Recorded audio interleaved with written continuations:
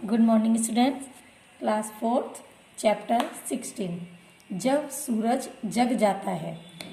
इस चैप्टर में सूर्य का बहुत ही सुंदर वर्णन किया है और इसी के साथ प्रकृति का भी बहुत सुंदर वर्णन किया है कि जब सूरज निकलता है, सूरज उगता है तो किस तरह से धरती जो है, पृथ्वी है, किस तरह से उस सूर्य का स्वागत करती है।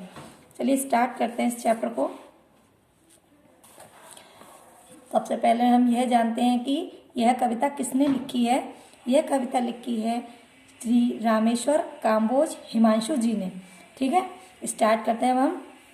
आंखें मलकर धीरे धीरे सूरज जब जग जाता है। आंखें मलकर धीरे धीरे सूरज जब जग जाता है, सिर पर रखकर पाँव अंधेरा चुपके से भग जाता है।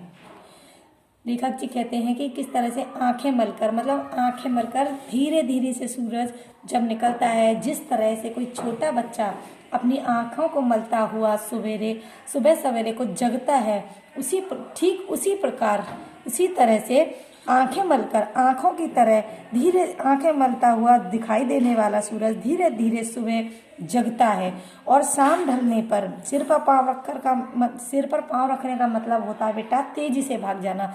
और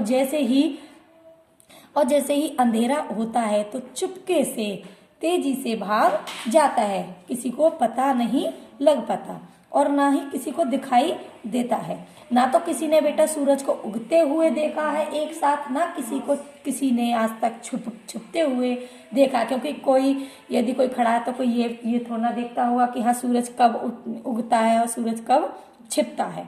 ठीक है, अब नेक्स्ट है हौले से मुस्कान बिखेरी पात सुनहरे हो जाते। हौले से मतलब धीरे से मुस्कुराते हुए पत्ते भी सुनहरे हो जाते हैं। खिली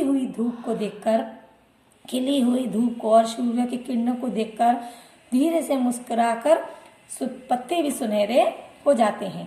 डाली डाली फुदक फुदक कर सारे पंछी गाते हैं और पक्षियों की किलकारियां सूर्य के उगने से उनकी लाल किरण को देखकर डाली डाली पर, मतलब जगह जगह पेड़ों की डालियों पर पक्षी भी फुदक फुदक का करलब करते हैं और एक दूसरे से लुका छुपी का खेल खेलते हैं। थाल भरे मोती लेकर के धरती स्वागत करती है। थाल भरे मोती से यहाँ मतलब है बेटा ओस की छोटी छोटी बूंदें जो होती हैं उन्हें कहते हैं मोती बोलते हैं उन्हें। और आपने कभी देखा भी होगा, पत्तों पर देखा होगा आपने, कभी किस पेड़ पर या कभी धरती पर कोई भी आप चीज रख दो उस पर बूंदें पड़ी मिलेंगी आपको छोटी छोटी, इसकी ओस की। तो यहाँ पर थाल भरे मोती कहा है बेटा ओस की। थाल भरे मोती लेकर के धरती स्वागत करती है, मतलब ओस की बूंदों के साथ धरती सूर्य का स्वागत करती है। नटखट किरणें वन उपवन में खूब चौकड़ी करती है। नटखट किरणें, शरारती जो किरणें होती हैं वन जंगलों में खूब मस्ती करती हुई दिखाई देती हैं।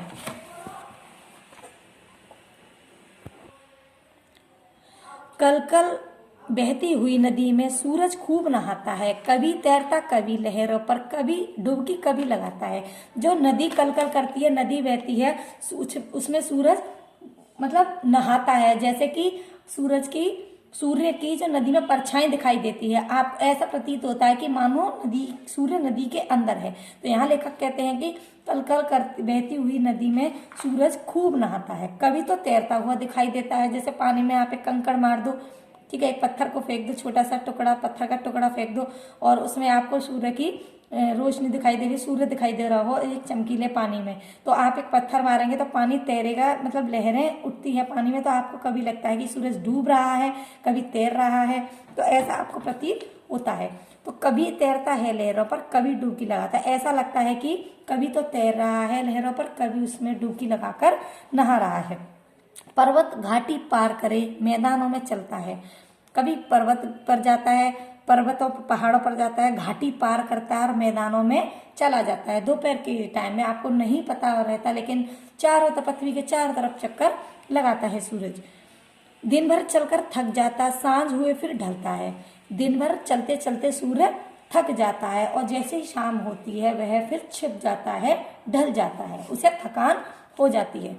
नींद उतरती आंखों में, फिर सोने चला जाता है। लेखक जी कहते हैं कि जब उसकी आंखों में नींद उतरती है, थकता है, तो उसकी आंखों में नींद उतर आती है, आंखों में उसकी नींद भर आती है, फिर वह सोने चला जाता है। इसका कहने का तात्पर्य है कि फिर वह सारे दिन सूरज चलते चलते थक जाता है और शाम को छिप जाता है। हमें उजाला दे करके कभी नहीं कुछ लेता है। सूर्य हमें क्या, हमसे कुछ नहीं लेता, केवल हमें क्या देता है, एक रोशनी देता है, और रोशनी देकर हमसे बदले में कुछ नहीं लेता और चुपचाप थक कर चला जाता है। ठीक है बेटा, ये पोएम मैंने आपको रीड करवा दी है। अगर इसमें से कुछ भी आपको कोई भी पद आपकी समझ में नहीं आता है तो आप मुझसे डायरेक्टली पूछ सकते हैं। ओके बेटा, अब मैं इसकी एक्सरसाइज बताती हूँ। ये क्वेश्चंस के आंसर्स आपके पास सेंड कर दूंगी। इस एक्सरसाइज को आप खुद फिल करेंगे, ठीक है। इसको फिल करने की कोशिश करेंगे और आपको अगर जो समझ में नहीं आता है आप मुझसे पूछ सकते हैं। अब ये देखिए, खेल खेल में सोचिए कि बादल, सूरज और बारिश की बूंदें आपस में एक दूसरे से क्या बात कर रही हैं, ये आपको स्वयं करना होगा। जैसे सूर्य है, बादल है, ये दोनों आपस में क्या बातें कर रहे हैं। ठीक है, बादल है और ये कुछ व्यक्ति हैं, ये आपस में क्या बात कर रहे हैं। ये घर है, ये बादल है, ये दोनों आपस में क्या बातें कर रहे हैं। ठीक है, नदी है और सूर्य है, ये दोनों आपस में क्या बातें कर रहे हैं। तो ये आपको यहाँ पर नीचे लिखना है। ओके बच्चों, अगर और कुछ भी समझ में नहीं आता है तो आप कॉल करके मुझसे पूछ सकते हैं। ओके बेटा, थैंक यू।